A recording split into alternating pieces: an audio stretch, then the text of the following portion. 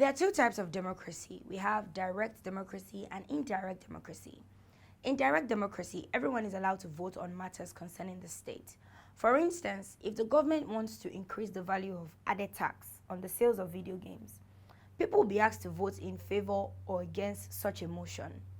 If there are more yeses than nos, then the government would impose the tax, and if there are more nos than yeses, then the government stops such policies. Indirect democracy, on the other hand, is when people vote in representatives to make decisions on their behalf. Indirect democracy is what we have today.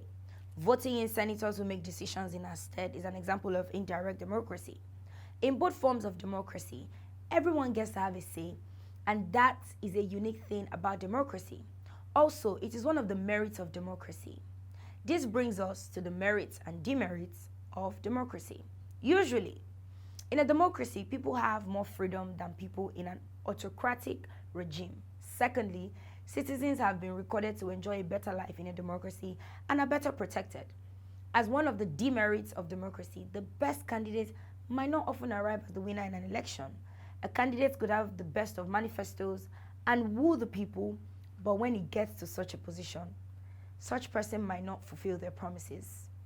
By now, we can tell that when we look around, most countries of the world practice democracy, with very few countries being an autocratic one.